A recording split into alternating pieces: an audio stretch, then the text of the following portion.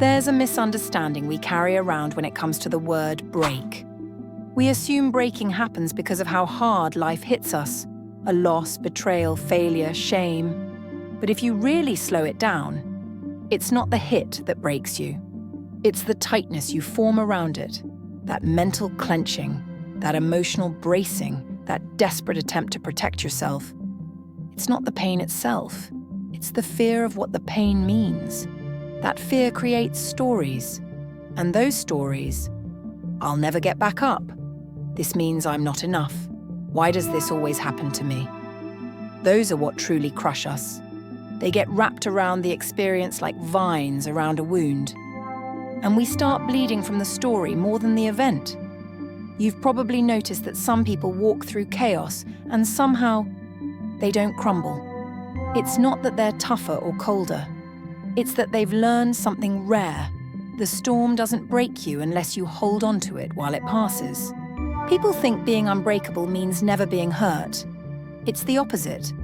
It's learning to stay soft in the pain, not build armor from it. It's allowing the moment to move through you instead of making your identity out of it. Because the truth is, pain that's felt all the way through doesn't linger. It releases. It exhausts itself like a wave crashing to shore.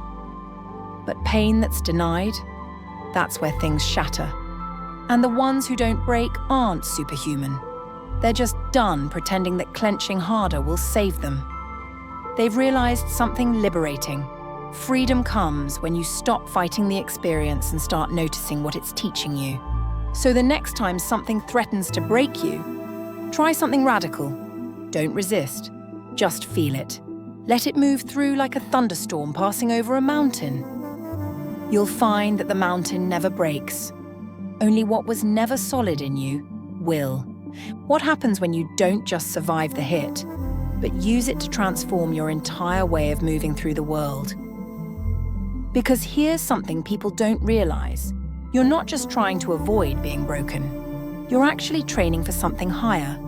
You're training for stability inside chaos. There's a kind of strength that doesn't come from building walls or avoiding the storm, but from learning how to remain unchanged by it. This isn't about becoming cold, detached, or numb. It's about cultivating the kind of internal space where even the most intense experiences can't steal your center. Imagine you're holding a glass of water and someone bumps into you. The water spills everywhere. But here's the thing. The bump didn't cause the water to spill. It just revealed what was already inside. Life does the same thing. Whatever spills out of you when you're under pressure, the anger, the fear, the panic, the self-doubt, was already there. The world didn't put it in you. It just shook the cup. Now, most people try to fix this by controlling the bumps, avoiding hard situations, managing people, chasing perfection, instead of realizing the real work is changing what's in the cup. And you do that not by filling it with positive thoughts or forcing good vibes.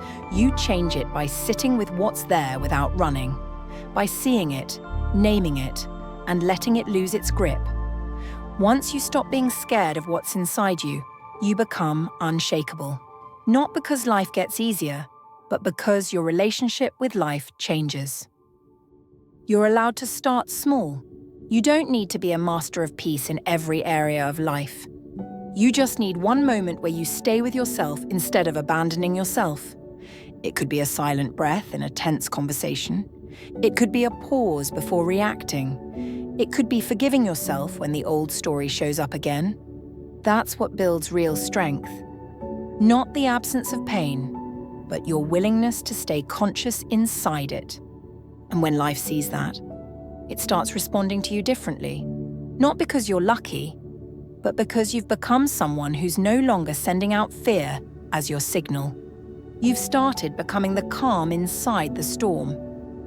There's a moment, and maybe you've felt it, where you realize you're not tired from life.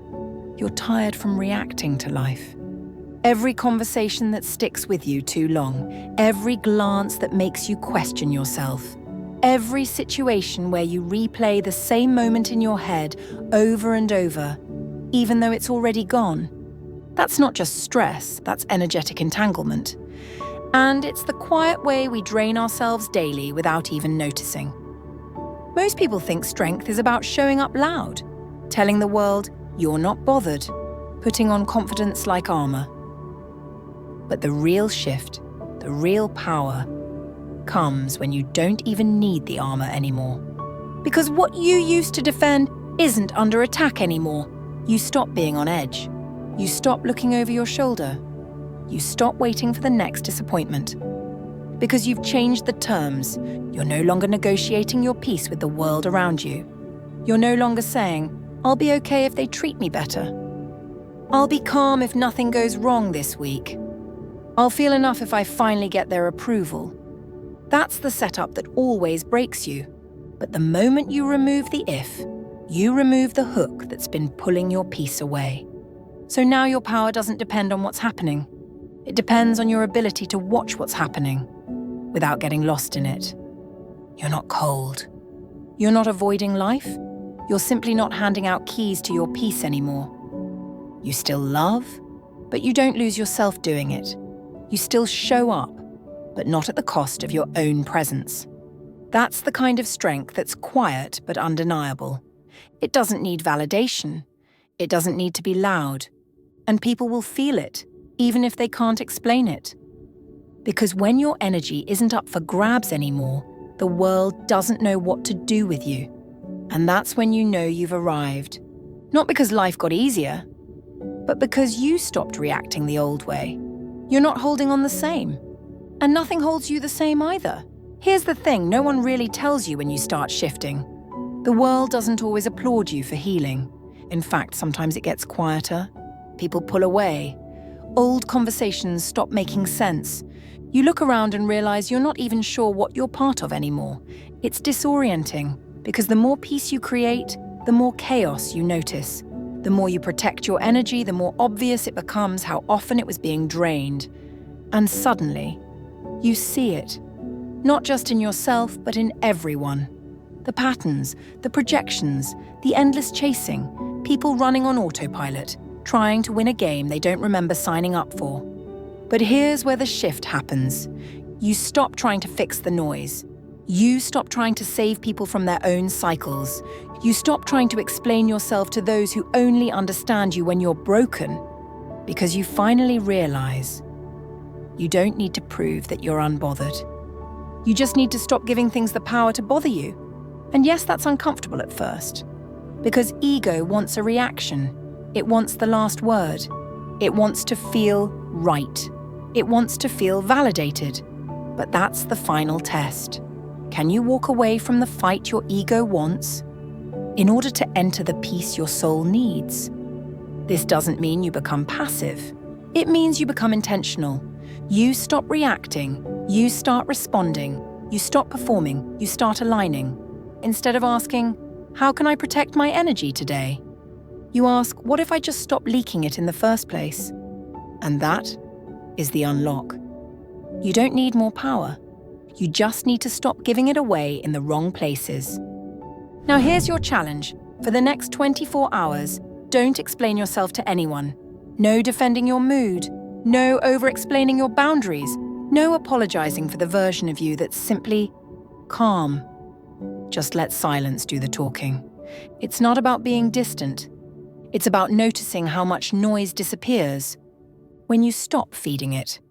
If you're up for that, let me know in the comments with the word reset. Just that one word. So I know you're moving into this version of you, the one that leads with stillness, not survival.